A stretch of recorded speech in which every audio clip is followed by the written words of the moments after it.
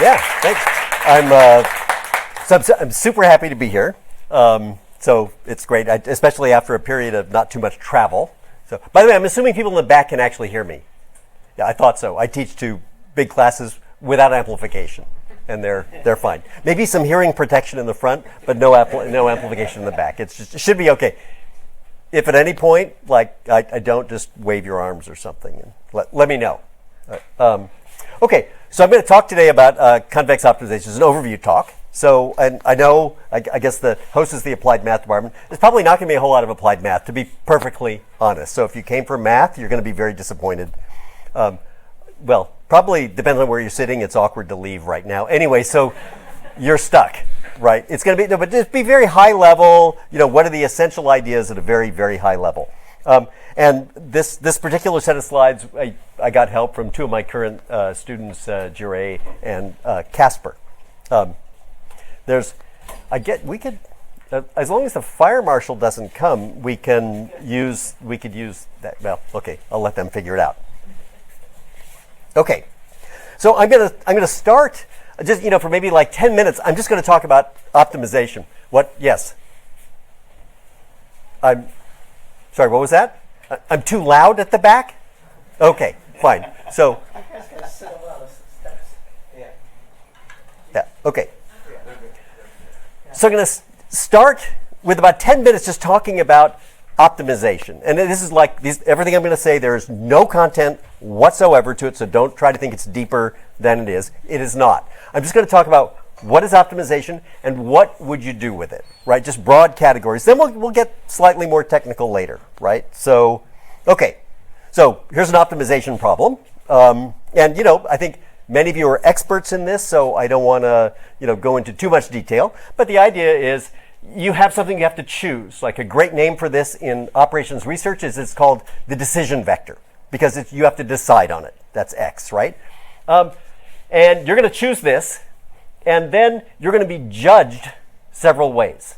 You'll be judged harshly by a set of by constraints. These are inequality constraints and equality constraints.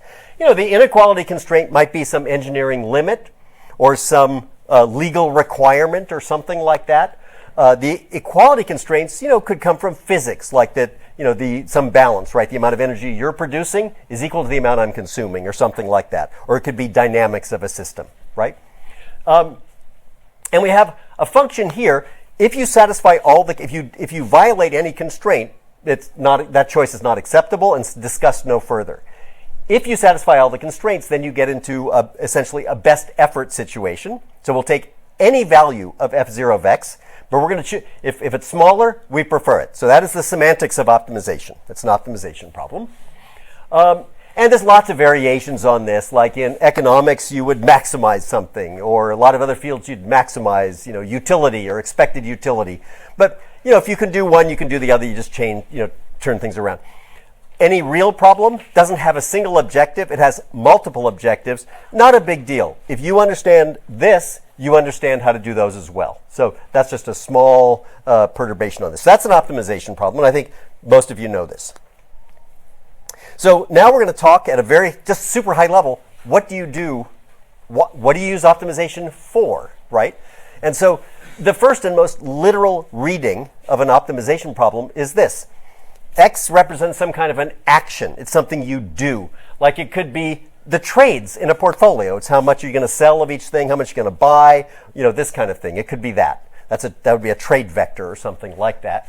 It could be what should be the airplane control surface deflections every 1/10 of a second for the next 10 seconds. That would be another, that's an action. You change X, a control surface moves, forces and torques are put on your airframe, and the plane moves, right? Okay, so that's one.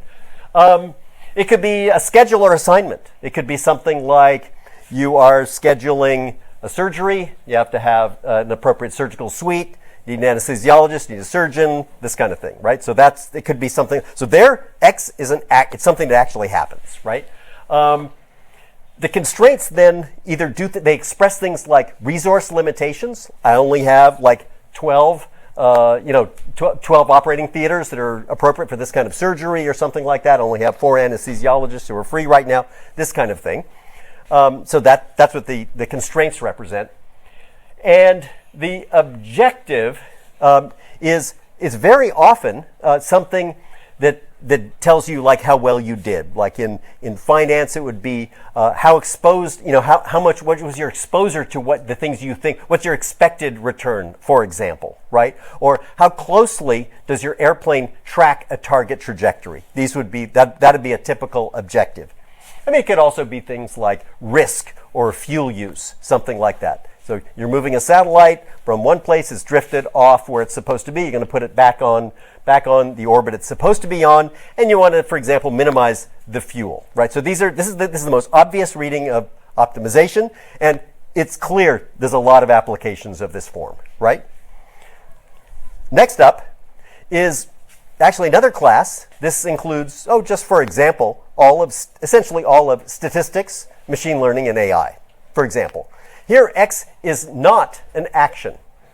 X is a collection of the parameters in a model of some data, right? So it could be a statistical model, it could be a prediction model, doesn't matter. It's a bunch of parameters that specify a model of data. Then your objective is typically the sum of two terms. One tells you how well does your model fit on a set of historical data or training data, because obviously you would like a model that does well on your training data. And the second term basically measures how sensitive is your model to the training data. And you put that there because your job is not to fit a model to the data you've already seen. It's actually to fit a model that's going to do on data you've never seen. So that's the second term, right? So once again, this is another huge class of optimization problems. Often, the X here, the coefficients, sometimes the coefficients of X actually mean something, like in a simple regression model, but often they mean they have no meaning whatsoever. They're just parameters in a model. One that's also interesting, I think this is maybe less common, but it should be kind of cool. It's obvious. It's a fantastic practical application. It's for worst case analysis, right? So here, what you do is the X's are now parameters that are out of your control, right? As a matter of fact, the model here is essentially that they are under the control of an extreme adversary. Because you want to minimize F0, these parameters are going to be chosen by some entity to maximize F0, right? And so what you do is you model this, and you're going to minimize or maximize minus F0, which is the same as maximizing F0 of X, right? So you're going to have the worst possible outcome. And here the constraints are very interesting. They're not physical constraints, like, by law, my leverage in my portfolio can't be bigger than, whatever, 1.5, right? It's not that. In this case, or my rudder can't go more than plus or minus 12 degrees, right? It's not that. Here, the constraints are your articulation of what your adversary is capable of. That's what they are. When you solve this problem, you get essentially, again, you have to believe the model and all that kind of stuff. You're going to get the worst thing that could possibly happen, right? So, and you might ask, like, who cares, right? Well, here's what actually happens. People solve this, and if the result is like terrible, like dreadful, then they look at it and they go, ooh, that would never happen. Then they go back and they tighten the constraints, so that's how this actually works. But this would be part of a whole suite of robustness testing, right? One part is you'd run all sorts of, you'd pick random parameters and try it. If it doesn't pass that test, you're in big trouble, right?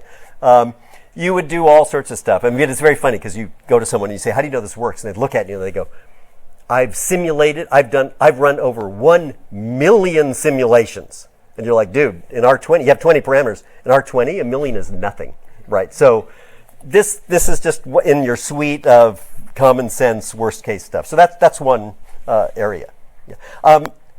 Stephen Johnson at MIT uses the word pessimization for this. Because it's like optimization. It's weird. I did everything I could to try to popularize that word. I failed completely. So I didn't even try anymore. So it used to even be in the slides, and anyway, now it's gone. So I thought it was a good word, right? Okay.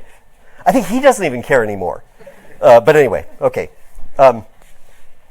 Okay, so this is the idea, right? This is sort of the idea of worst case analysis. Okay. Here's one that's super interesting and also not obvious. It's the basis of many fields, but it's not obvious, and it's good to just get it out there and say it. Again, there's no depth to anything I'm saying. Absolutely none. So don't think none of this is deep. One is this, is you build a model of something by assuming that some entity is solving an optimization problem. That's what you do, right? And then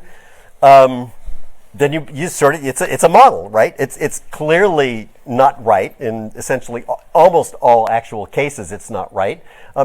But this is the idea, right? So, you would have this in mathematical ecology. You'd say individuals make choices that, an organism acts to maximize its reproductive success, right? Or something like that. Or in flux-based analysis in biology, you'd have a cell and you'd look at a couple thousand metabolites, a couple of thousand reaction rates and things like that.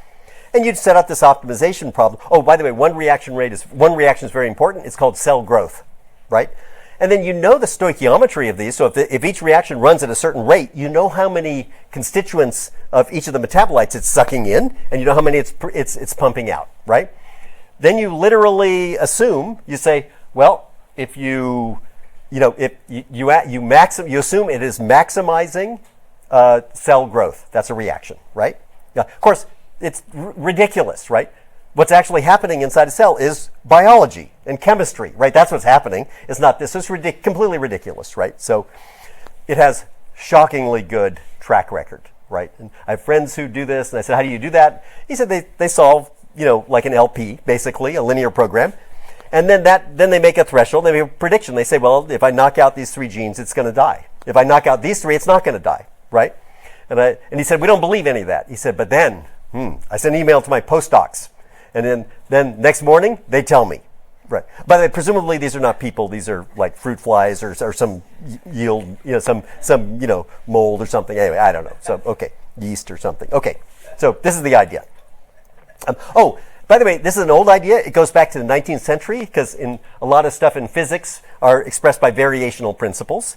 These are all just optimization problems. So, in fact, Maxwell wrote this beautiful paper. It said that the currents in an electric circuit, I think the phrase was something like, arrange themselves so as to minimize the power dissipation, right? Now, seriously, do the electrons get together and say, let's solve a quadratic problem, and then, okay, fine, some of you go that way, I'll go this way? Of course they don't, right? But anyway, that works. Oh, by the way, it works in mechanical engineering too, right? If you want to find out whether a building or bridge is going to collapse, you solve an LP, and then you look at the maximum stress or whatever in various beams and members, and if it exceeds some limit, you predict it's going to collapse, and if it doesn't, you predict it doesn't, right? So these are all ridiculous in the sense that, like, does a bridge solve a linear programming before deciding to collapse? Of course it doesn't, but you get shockingly good results historically. I mean, people have observed this, right? So that's the idea. Okay, so that's another one. All right, so now let's jump and talk about the basic use of mathematical optimization. So here's, I've had weird discussions, usually with like older people and more conservative people, stuff about that, and they're like, what do you do? Optimization, how does it work and everything? And then they go like, that's stupid. Like, why would anyone do that? And you have these conversations. I have them, right? So less and less. I guess I won't go into why, but there. But so the the idea is, it goes back to the flux-based analysis, right? So what happens is this, right? The whole point. A lot of people I found out eventually that you had to actually state it explicitly that this is like a procedural versus a declarative policy or something like that, right? In procedural, you say exactly what to do when a certain situation occurs, right? If you're tilting to the left, blah blah blah, and such stuff, then have your ailerons put a restoring torque on the airplane, like duh, right, or something like that. So this is kind of that's procedural. Declarative is much weirder. You simply say, "I like to fly level." Okay, and then I remember I had an old time aeroastronaut person. He's like, "Yeah, and what would it do?" And I said, "It would activate the ailerons." And he said, "We knew that," right? And I'd say, yeah, but I mean, anyway, so we went from there. Anyway, so the idea is instead of saying what to do, what you do is you articulate what you want. That's, so basically that's what that has a use right there, right? It just promotes clear thinking if I tell you, what do you want to do? What can you mess with? Those are the variables. What are your absolute requirements? Those are the constraints. Then I'd say, what would make you happy? That's the objective, right? So just by declaring these things, whether or not you use anything to actually numerically solve it, this is just good intellectual hygiene, in my opinion, right? So, okay, so that's that. And then what you do is, you articulate what you want and you let the algorithm do it. So, by the way, I mentioned this to a friend of mine, a neighbor. She's in the business school. She said, what do you do? I thought we had nothing to talk to each other. I described it kind of at this level. And she looks at me and she said, we teach that at the business school. That's what we do. She said, that's what we do. We say, figure out your metrics. Then you tell your people, you say, go do this. Keep it mostly legal, but go and do it. But here's how you're going to be measured, right? And that's it. So she said that's just good management. So anyway, so I'm just saying this is hardly a new idea, right? So you say what you want, not how to get it, right? Okay. So now you're convinced you could use optimization for a gazillion things, right? And then fine, right? I mean, and it's kind of a tautology to say, like, when I teach these classes, students go like, oh my God, everything is an optimization problem. Well, yeah, duh, but it's kind of a tautology. It doesn't mean anything. Like, fine, right? So the question then is, can you solve it, right? And the answer is generally no.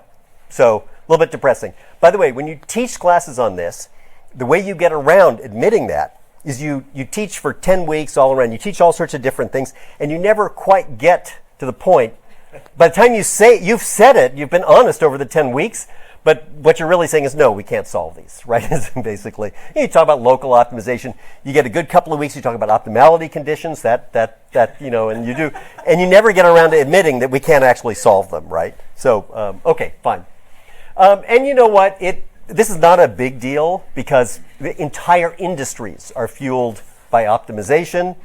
In essentially all of those, they're not even solving the problem, right? You're getting close, right? Like, look, if I'm fitting a new LLM, like, I don't care about the objective I set up is just a surrogate for what I really want. What I really want is something that will be good as a chatbot or whatever for students or something else, right? That's what I really want. And when I set up this objective as loss plus, the training loss plus some regularizer, that's just a surrogate. So, you don't ask people like, oh, did you solve it to global optimality? Because no one cares, right? So we shouldn't get too bent out of shape over this, right? But there is an exception, and that is convex optimization. So roughly speaking, convex optimizations are tractable. We can actually solve them. And I mean really solve them, not in a weak sense like we do pretty good, but I mean like we just solve them. They're like least squares, we just solve them, right? And this goes back a long time, is linear programming. Least squares has been done since like 1805 or something like that, according to at least Western mythology or whatever. So that's when it started, right? But probably been done a lot longer, right? So, basically we can solve them. And, again, I don't want to get this is not that big a deal, right? Because when you're doing optimization, the optimization problem is a surrogate for what you want. It's not what you really want, right? So we shouldn't get too wrapped up. There is one huge advantage, though, of this, and that is they can be made reliable enough to embed them in real-time systems. That's a real advantage, right? Not necessarily the idea that you actually solve the problem globally or something like that. So, okay. So now I'm going to tell you about convex optimization very briefly, and I know probably a lot of people here know a lot about this or even teach it, for example, but sorry. It's actually very interesting. It turns out it's a question of curvature. It's a subclass of your general optimization problem. And the only thing that has to happen is your objective and your inequality constraints have non-negative curvature. They curve up. That's it. That's the whole. Oh, sorry. And you have zero curvature for the equality constraints. That's it. That's linear. That's flat, zero curvature. So it's kind of weird, and it's asymmetric, right? What's weird about this is people used to think in terms of linear versus nonlinear, right? But in fact, it turns out there's a weird asymmetry, and non-negative curvature is fine. Negative curvature is not fine. I mean, if you want to solve the problem exactly and all that kind of stuff. So, which is kind of, it's interesting. Okay. So this goes back to the classical view, right? Which is that linear, zero curvature, that's easy. Nonlinear is hard. I'm a pretty good storyteller. I could easily convince you that this makes sense. I say solving linear equations. Oh, that's very easy. We know how to do that, right? Solving nonlinear equations. Ooh, that could be super hard. This kind of thing. I could make this sound really good, right? What's interesting is it's not true. Oh, by the way, in the West, you have actually intellectual organization this way. You'd say, well, what do you do? I do linear programming. What do you do? I do nonlinear programming, right? So you actually still have this, right? It's a big deal, but the point is it's not right? And it's just wrong. So the correct view is, convex is easy, non-convex is not. By the way, this is a direct quote. I've stooped to using it from Terry Rockefeller. Okay, now, turns out, actually, if you go back and look at direct quote, it's completely out of context and not what he meant. However, it's an excellent quote, so we still use it, right? So it's very good. I think it goes like, I used to know it verbatim. It was like, the watershed in optimization is not between linear and nonlinear. It's between convex and non-convex. Do you know the actual quote? Yeah. Is that it? That's about it. Yeah. Okay, yeah. So it turns out if you read the context, he wasn't really saying that, but we don't care. It's awesome. So that's good. Okay. All right. So how do you solve convex optimization problems? There's many methods that work.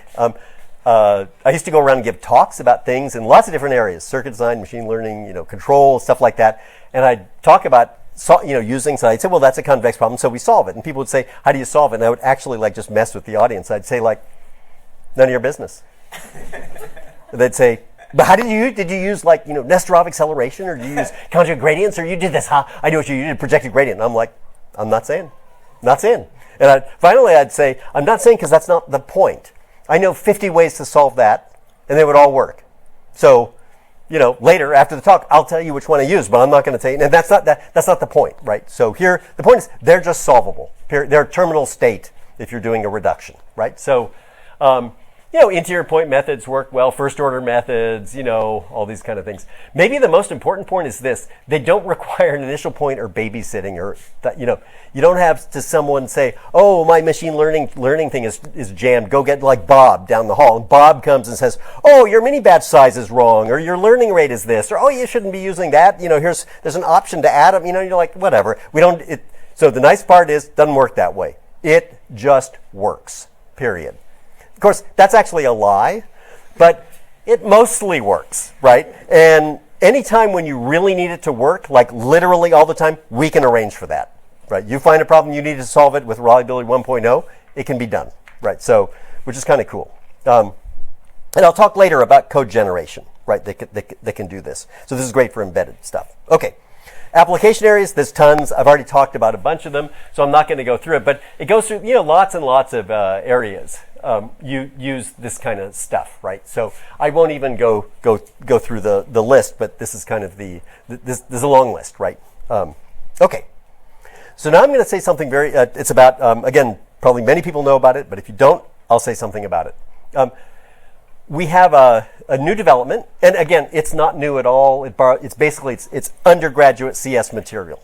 In fact, it's not even upper term. It's it's like a sophomore computer science stuff. But people have developed domain-specific languages for convex optimization, right? So, and the way that works is you describe your problem in this high-level form that's very close to the mathematics and the application. So you describe what the variables are. You construct constraints and things like that. If you conform to a very, very simple syntax, which I'll talk about later, then the problem A is guaranteed to be convex, and B, we can compile it into a standard form problem, solve it, and retrieve the answer back. Okay? So that's the idea. Again, it's, if undergrads in CS knew about convex optimization or analysis, this is literally undergraduate level, right? It is not complicated, right? But it's really cool, even though it's very simple. It allows you to do rapid prototyping. It's actually kind of amazing. And it's for teaching, it's just fantastic. I just finished teaching a class on this subject. We have people from 35 departments in the class. You don't get out of that class without constructing a portfolio, pricing options, doing control, trajectory generation. You generate trajectories for drones. You do signal processing. You do lots of machine learning and stuff like that. And it's hilarious. So we have people from all sorts of different areas doing this. And it's fun. 10 line scripts, you can do a lot. Okay. And I should say, what I like about it at the very highest level is these domain-specific languages. They get right to the heart of the whole point, which is basically say what you want, not how to get it. So literally in this case, it's say what you want and then call the solve method on your problem. That's it, right? And then what happens under the hood is essentially no one's business. We need a few weird people who do know what happens under the hood, but not that many, okay? And that's kind of where we are right now, which is good. I mean, that's true for everything, right? Right. We need some of my colleagues who make sure the next node the next node of semiconductors actually happens, right? We need them. Everyone in this room definitely needs them, because if you do any kind of math or applied math, then it only works because of like my I don't do this, so it's not. But I'm saying, but my colleagues, right? So actually, all of you, if you do know in your social circles people who do device fabrication, next time you see them, just thank them. Just say thank you, and they'll say, "Who the hell are you?" or something. I don't know. But the point is, because that's true, right? I mean, without them, or the people, we need a few people who know the internal workings of like Torch and Jax, right? Who do this, write the schedulers and things like that. We need these people. We just don't need that many. And we need we definitely need some, but then the rest of us are beneficiaries of it, right? So the rest of us, we just call the dot backward method, or we call the dot solve method, and what we need to know is it's been implemented correctly so that it actually works, which is true for the solve method. Okay. There's been implementations of this. The first one was this one called YALMIP, which was in MATLAB a long time ago. And if you're old school in computer science, that's a weird historical reference. It's like yet another LMI processor or whatever. It's a reference to YAC, but I'll just leave that if people know about that. And there's been a bunch of others. So we pretty much universally use CVX-Pi, which was developed by a student of mine, I don't know, maybe 10 years ago. So that's what we use now. So, okay. This is what it looks like. And I know some of you have actually seen this, but if you haven't, here it is. So, here's a problem. I mean, it's a non-negative least squares problem. By the way, you can do that probably in sklearn or something. I don't even know. I don't even care. But the point is, it's a convex problem. You write it down. There's the math.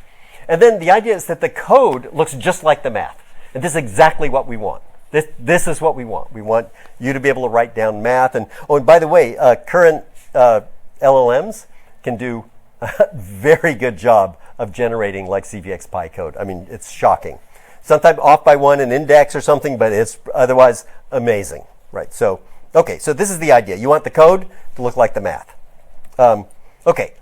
So this, just attributes of CVX-Pi, it's like open source, and it's modeled after NumPy for better or worse, but it is nevertheless, just because a lot of people, and it's used in a lot of stuff, right? So it's used across many industries and things like that, which is kind of fun. Every now and then, I'm horrified to hear some application of it. It'll be some either like safety, it'll be something weird where it doesn't sound like I wouldn't do that, and yet, but they're doing it. So it's fine. Okay. So we're going to look at just a few examples just for fun, just as examples, right? And I'm going to only show one or two, and then we'll skip on to some other topic just to see. So the first one, also it goes back to 1952. So it's the construction of a portfolio. So you have a bunch of financial assets. You're going to invest in some, and you want. And the idea is to hedge, right? So that if some things go up, the others go down, you get the value of your portfolio goes up and down less, which means you have less volatility, right? So this is kind of the idea. This goes back to 1952. It was a stunning contribution because pre-1952, people have been investing for hundreds of years at that point, but they had rules of thumb. They said things like, "Oh, you should have in your portfolio about 30 stocks." You go, "Okay, cool." Like, which 30? And they go, well, that's the point. You shouldn't have less than 30, you shouldn't have more. It's like, whatever. And, they actually knew things, right, about this, but it wasn't articulated. So just simply, now it's a joke, right? We look at it and we go, seriously? Like, that's a contribution? And the answer is, it is a contribution. Just to say, you can mathematize this. It's the same as like Black and Scholes. When you'd say, here's an option. How much is it worth? And you go, how much is it worth? Is worth how much some dummy's going to pay for it. That's how much it's worth, right? But then you make a mathematical analysis of this and you end up with something. So it's like that. Anyway, so here's the idea. The variable is going to be a set of portfolio weights, right? So that's the fraction of your total portfolio wealth you hold in each asset. And you have mu, which is and your private estimate of what the return of the different assets are going to be. Okay, and it goes without saying that's where 98% of all the effort in a quantitative hedge fund goes is into figuring out mu, right? So that's all the real effort. Once you do that, though, then you have this sigma is an estimate of a return covariance, and that means that allows you to estimate what the risk of your portfolio is going to be, right? And so this is again classic 1952.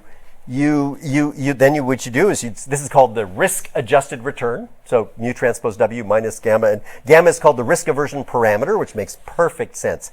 It's how much will you pay in terms of expected return for reducing the variance of your portfolio return, right? And it's all completely interpretable, and people have been doing this since 1952. And it's just a couple of lines here of code in CVXPy. This one is embarrassing because this one actually has an analytical solution, right? But nevertheless, that's it, right? So, okay. If you want to, you can do stuff like, what's nice about convex stuff is you can add convex constraints. You can add convex terms, and the whole thing is still, it's convex. It's still tractable, right? So what you do, if you want to make this practical, it's not very hard. You add a penalty for something that actually models how much it costs to trade, right? And this is for a large hedge fund where you're moving lots of things. You trade a lot. If any of you trade, you're not going to move the market, right? But if you have a $100 billion hedge fund and you start moving stuff, you're going to eat through the market, and you're going to end up paying more if you're buying something, or getting less than you thought if you sell, right? So that's modeled this way. And you also can add things like, well, I didn't add it here, but this is fine, right? So here you could do things like allow short positions. That means a negative weight with a leverage limit. So this would be an example. And this is just, this is like 10 lines. Not even, it's 10, it's not even 10 lines.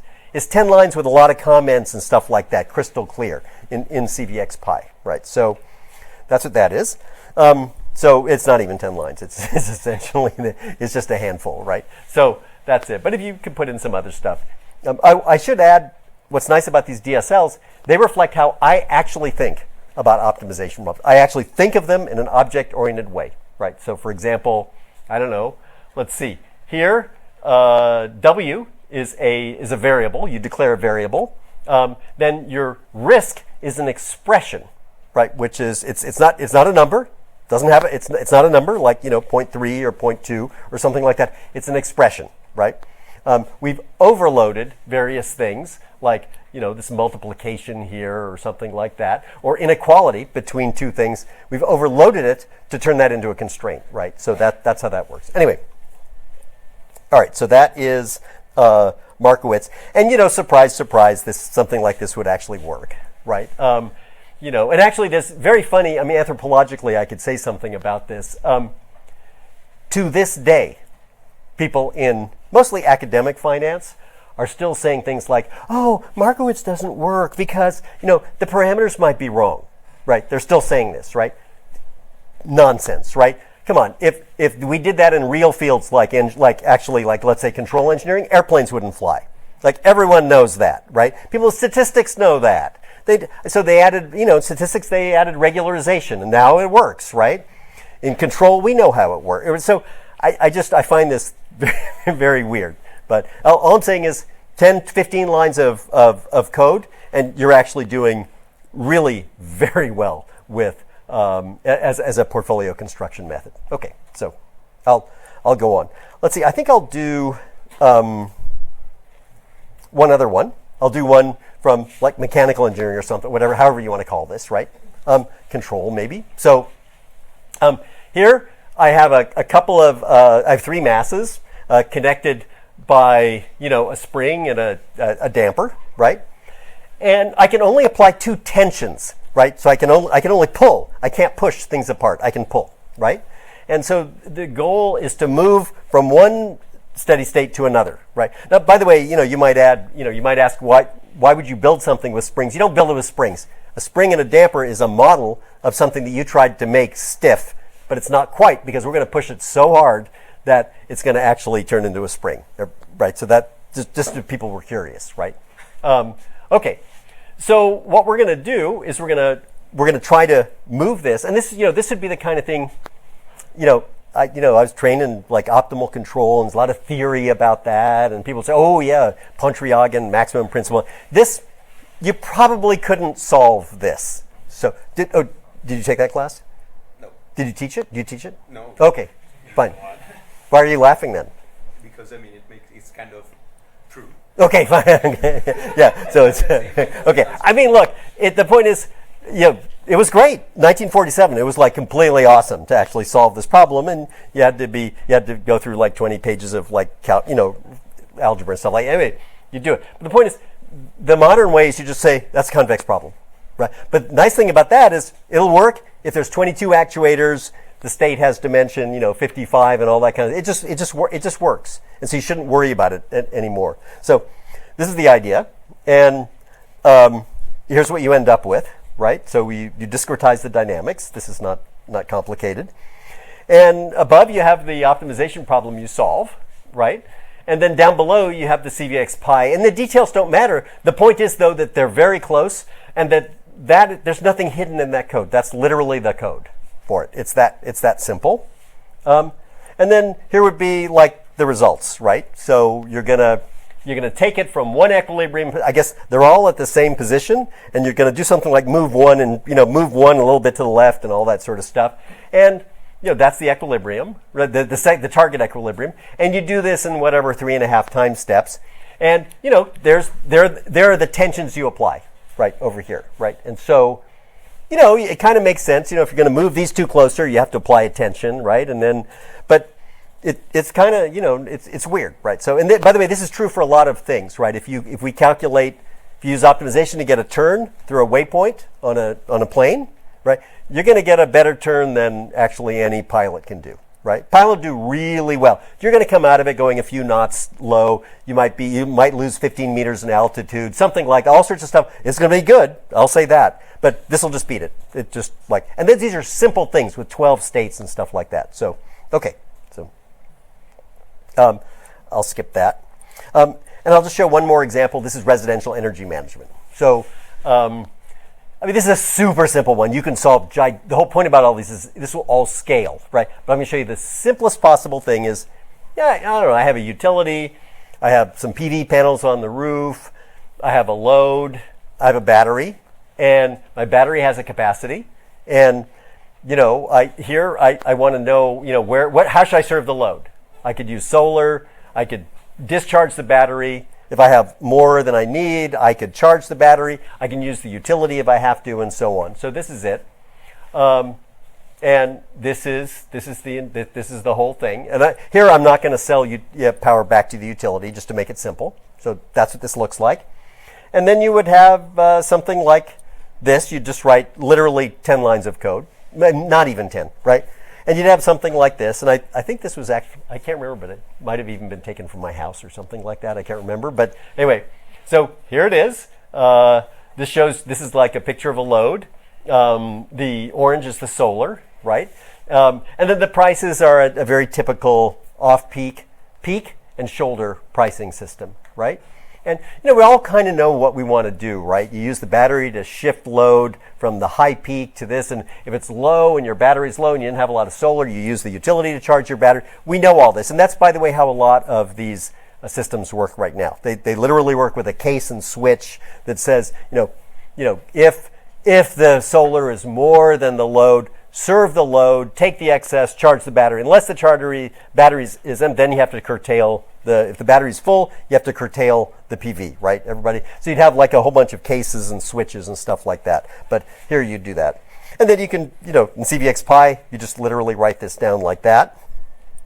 And this is what you get. And it doesn't matter, but the point is it roughly conforms to what you would want to do, but this just happens to be optimal. So, and you got it with 10 lines of code, right? So you just get something like this, and it'll show you how your battery should work and stuff like that, and it'll be totally charged at some point in time. Then you discharge it, and then it's empty, and then you charge it again or something like that. So it's not complicated. What I should say, this is a baby example, just so you can see what it looks like. This scales immediately to a neighborhood or to something much, much larger. You could add transmission lines, all sorts of crazy stuff in there. Distributed storage, all sorts of crazy stuff. Okay. And here you can actually do a cool analysis of, you can actually go ahead and figure out what's your utility cost as a function of the battery capacity, right? So if you wanted. Right.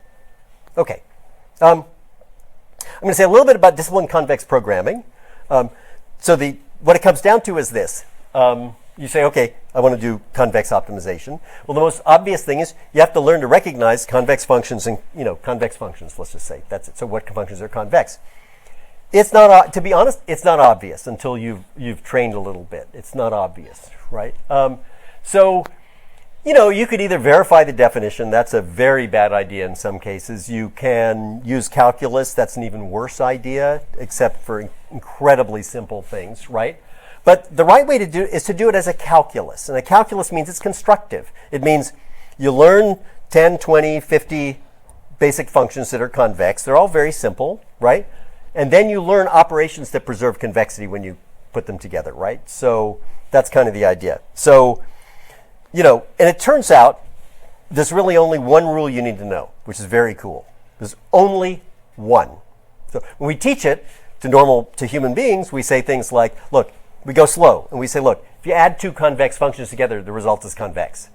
If you take the pointwise maximum, it's convex. And these are things you draw pictures, it's kind of obvious, right? But it turns out all of these boil down to one rule, and it's a composition rule. It says that in the simplest case, it says that a convex increasing function of a convex function is convex, right?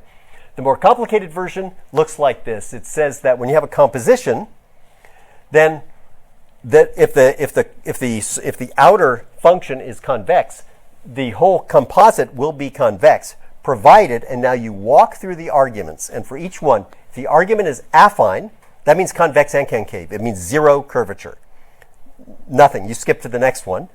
If the argument is convex, you ask whether the calling function is monotone increasing in that argument, decreasing if it's concave, and so on. Okay, so you don't need to know this or absorb it, but here's the cool part.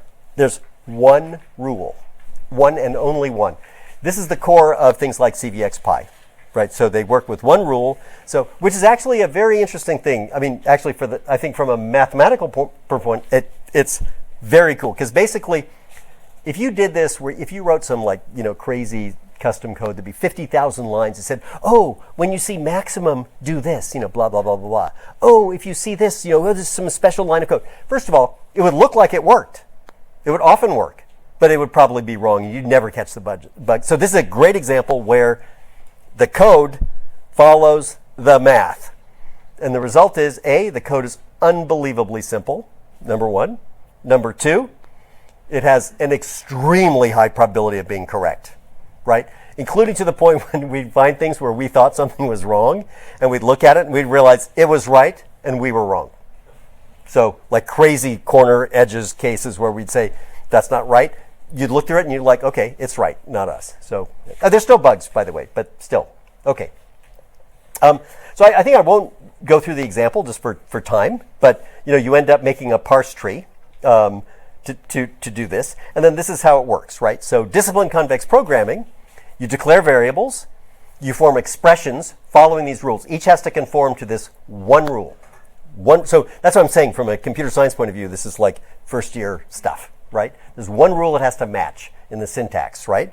Then if you do this, then you end up walking through an expression tree of your problem, and you label every node actually literally the sign of its second derivative, nothing more. Sign of its zeroth first and second derivatives. You'd say that's positive, like square, okay? Positive, unknown, because square is, can be monotone, increasing or decreasing depending on the sign. And the last one, convex. And those are literally, you're doing sign analysis on the zeroth first and second derivative of the function. That's all you're doing. So not, in some ways, not complicated, right? I mean, the composition rule, not obvious, but still. Okay, so I'll skip this, and I'll say a little bit about code generation, and then we'll wrap up.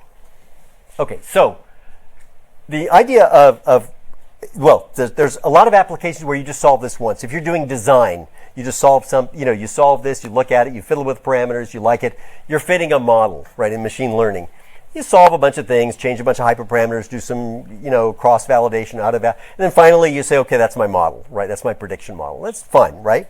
But in a bunch of cases, you're going to actually embed this in a real-time system, right? Good examples are control, where it is widely used, right? So you do this like 10 times a second, and 10 times a second, you find out what is your current state, what's your target, you solve some optimization problem, figure out what to do, and you execute the first step. For example, in finance, in portfolio optimization, exact same thing. You are solving the same optimization problem every day or hour or minute or second, right? You're doing that same, but with new different data each time. And the data is the most up-to-date forecasts of what's going to happen, okay? Which could include what just happened, because that could be stochastic. For example, in a portfolio, you'd wake up, before the market opens or whatever, however you do this, you'd look at what yesterday's returns were. Now you know your portfolio. You'd look up renewed estimates of what the volatility is and blah, blah, blah. Might have a new risk model, and now you generate a trade list, right? And you do the same thing every day or every hour. Okay, so this is the idea. Now one thing that should be, so by the way, this is not a new idea. This was used in the 70s, literally used in the 1970s for chemical refineries, right? That's what they did. They solved big old QPs, but they had 15 minutes or an hour to choose. And that means, like, if it doesn't solve, somebody gets beeped. And they have a backup method. I mean, something happens, right? And actually, the dynamics are so slow, if it didn't solve, wouldn't hurt if no one changed the feed rates and stuff. It wouldn't hurt. Just no one would get hurt. It'd be fine, right? Okay. What's cool is you can actually do this at really fast rates, right? Like millisecond rates, right? And actually, to me, being originally in control, super interesting. So here's my take on control, right? So let's say you're in control. You do, let's say, supply chain. And someone says, well, what do they do? And they say, I'll start with supply chain. You say, he gets predictions of customer demand, in the next weeks going out. He understands the idea of the capacity of a warehouse and the cost of transporting things between warehouses and delivering to customers. He knows all this stuff, and we have a model for it all. And then he solves this big thing and decides exactly what to order right then and there, what stuff to ship between warehouses. And you go, wow, that's awesome. That is so cool. Everybody got that? That's what supply chain is. Now, you say, you do control. And you go, what do you do? And you go, oh yeah, well, 10 times a second, I get 11 numbers which estimate the state of the airplane and stuff like that. And you go, okay, what do you do with them? And you go, I multiply by a matrix. And you go, okay. And then what do you do with that? You go, I send that out to the control surfaces. And you go, but that's not, your friend over here does all these things. He knows, he has an exquisitely good model of warehouse capacity and costs and stuff like that. That's all you do? And you go, so I was in control, or as someone from Boeing told me a long time ago, I looked at one of these matrices, and he said, you are looking at one of the most expensive matrices in history, right? And we worked out what it was. It was a lot of millions of dollars per entry, right, per double, right? It was like, so fine, okay. So then, then to defend, I'm in control. So to defend, I'd say, oh, excuse me, he does this once an hour or once a day. So, of course, he can get a detailed model. We do this. I'm now considering us to be both control engineers. I said, excuse me, we do this 50 times a second, and we do it for the whole flight, 16 and a half hours, to whatever, right? So, to Hong Kong. And by the way, we never mess up, ever, okay? Zero, right? So I'd say, look, we would love to solve these complicated problems, but we can't. We don't have the time budget. Everybody following this logic? So 20 years ago, I would have believed this. It's totally wrong. Totally wrong. You can actually solve these convex problems in real time with reliability 1.0. If you want, you can't just take off the shelf software and do this, but so on. So that's kind of this for me. I think this is kind of cool, right? So yeah, okay. So the point is, you can actually do this in crazy fast speeds, right? Which is, I think, kind of cool. So there have been a couple of code generators for convex optimization. By the way, that's also an undergraduate computer science idea. It's literally an undergraduate project, right? Except they don't know about convex optimization. But if they did and they knew a lot more math than they typically do, then this would be nothing more than a project. Okay? So, I mean, one of the first one, I guess I should say, was CVXGen, which was supposed to be just a proof of concept. Weirdly, embarrassingly, it ended up getting used for lots of real things, which is terrifying, but it did. The one we're phasing in as a replacement is CVXPyGen, so it actually fits within the CVXPy family. So you prototype in CVXPy, you type it, you do your real-time simulation, you like it, you mess with your hyperparameters, you do sensitivity analysis, stress test, everything, all that kind of stuff, and then you literally take your problem, which is an object, and you call the you actually call the code gen method on it. It doesn't quite work this way, but it will shortly, right? So, and then that generates a directory with a makefile, a bunch of documentation, a bunch of .c, .h files, right? And what you end up with is a custom solver for just that problem, right? And so, okay, so yeah, this is how that's used. And okay, so I'll quit there. But it's I should say one thing very important about who did the stuff I was showing you. I'll say, well, I'll do a summarize, then I'll do. So the first thing, the summary is extremely simple, right? Convex optimization problem, it's just a subclass of optimization problem, and it's literally as simple as imposing a limit, is literally specifying the curvature of the functions involved, which is positive, or non-negative, 0. That's it. It's that simple. Okay, that's the first thing. The cool thing is it does arise in a lot of applications. I mean, I showed you a handful, but there's like thousands, right? You can solve them. I mean, again, I don't want to make a huge big deal about that, the fact that you can solve them, because when you're doing optimization, it's always a surrogate for what you really want, right? So I don't want to make actually probably a bigger deal in practice is the fact that it is absolutely reliable. There's no babysitting, always works. You can put it in some, you have to have versions of these things that really work 99.99999 times percent of the time, and not things that work 99.9% of the time, which is not acceptable, right? So, but other than that, it's easy to specify them, right? And so this is kind of the idea. A lot of resources. You just go to Google and type in anything, and you'll find all sorts of stuff, including all the text and data for this talk. I do want to say one last thing. I didn't take time out during this thing to say who did what when. What I showed was the work of, let's say, me and 400 or 500 of my good friends across the world. Yes, my group did some of these things, but most of it didn't, right? And if you wanted to, probably a lot of the attribution, at least on the theoretical end and stuff like that, goes straight back to like Moscow in the 1960s, right? But then, people all over the world, including people in this room, have worked on aspects of this and contributed to it. So whatever you do, don't say, if you ask a question, with your methods, because then my laser pointer is, I think, out of juice, but otherwise I would attempt to blind you. If you ask that question. I'm probably not, if I'm being recorded, I probably shouldn't make a threat, but whatever. It's already happened, so too late now. Yeah, so, okay, so I'm going to quit here, and I'd be very happy to answer any questions you might have about any of this.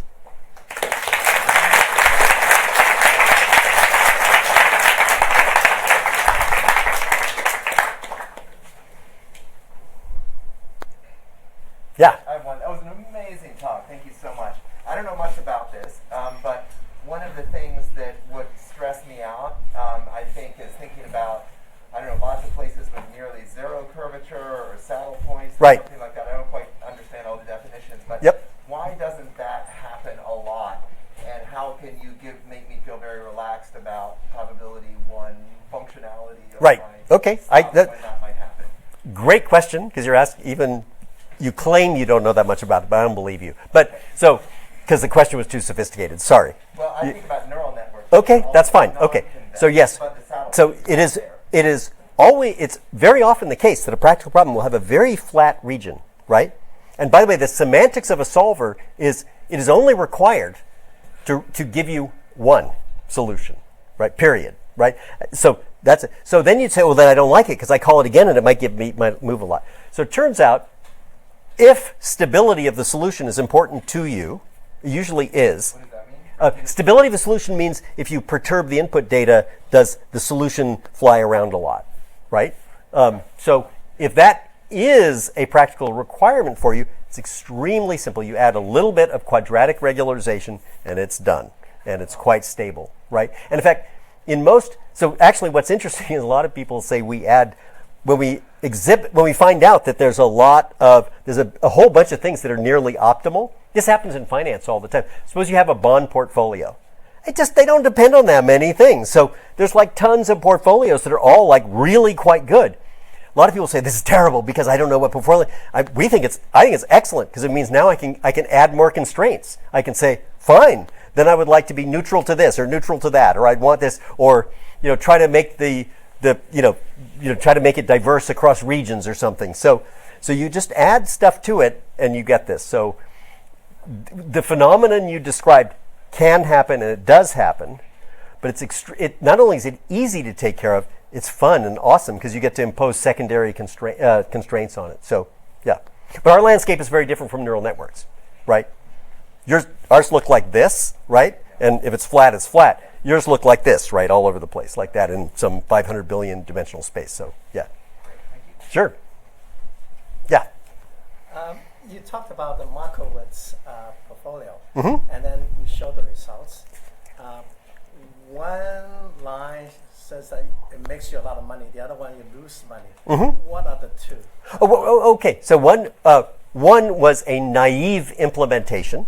By the way, that was using fake estimates of returns, but actually, they were put together by Ron Kahn, who knows a lot about this. Literally wrote the book, so they are reasonable. They're quite realistic fake estimates. What that showed, I didn't spend too much time on it, but what it showed was the following: that if you do naive Markowitz with good predictions, is not going to work well. That was the one that lost money. If you do naive Markowitz with just, the simplest bit of regularization, robustification that any engineer would know. And by the way, people think I'm making fun of people in finance. You are right. I am currently. So, yeah. So then you put the slightest amount that a child working, that's a child working in statistics or machine learning, or optimization would know to add. It just works. Okay. So that's what I was showing. I see. Yeah. I thought the other one that's not making your money is the market portfolio, but I thought Markowitz portfolio is the market portfolio. Oh, it's not. Yeah. No, you regularize a portfolio towards the market portfolio, right? That's called Black Litterman, right? But the portfolio you get depends on those means, and that is done privately. So if you have some secret information or some fantastic machine learning method that predicts that, and it could be a complicated prediction. Like I think this company is going to outperform its sector, or Brazilian pharmaceutical companies are going to do poorly compared to, something or other. It would take it. If you have private information like that, that goes into mu. Right. So, and to be clear, 98% of the work at a hedge fund, to be completely clear, I should be obvious, is in construction of that one vector. Right. So this is a small portfolio, right? The ones that you show like that is not the S&P 500 or something. This was actually the S&P 500. This one? Yeah, it's like 100 of them, but yeah, we can scale it to 10,000. It's quite straightforward. Yeah, so if you have all world, you get to 50,000 assets and things like that. So that all just works and scales, and frankly, it's how it's done. As far as I know, most hedge funds I know not only literally do this, they kind of use CVXPy. So I think, but I know for a bunch of them. Yeah. So hi, Professor. Thanks for with our campus in such wonderful time and bring us such wonderful lecture.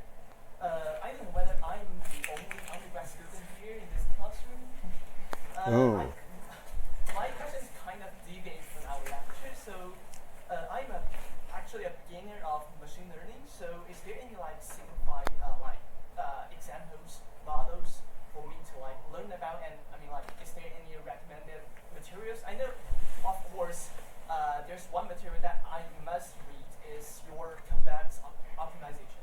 Yeah, well, I don't. Okay, good question. I have to say, I think the answer is no. You can read the book. Do you need to read this 750-page book? No, you don't, right? I teach this class. It's 10 weeks. Mariam teaches it here. I mean, there's another one taught. Do you need to take that whole class? Probably not, but it's the best we have right now. There's tutorials. Like, there's even tutorials, machine learning-oriented tutorials you could learn. But I guess the main thing is, however you do it, you should put it in the portfolio of stuff you know. You need to know, my opinion is you need to know linear algebra. You need to know probability and statistics. And you need to know optimization. And by the way, I'm not even saying this, but you need to know like coding and CS. That's so basic. It'd be like saying, okay, so you need to know those things. I would throw optimization in, and you need somehow to acquire that knowledge, in my opinion. Right. And unfortunately, no, I can't point you to one thing and say, oh, this is perfect for you. That's our failing, right? Collectively as a group, right? That we don't have that. So, but we should. Any further questions? Please thank me and thank your speaker one more time. Good.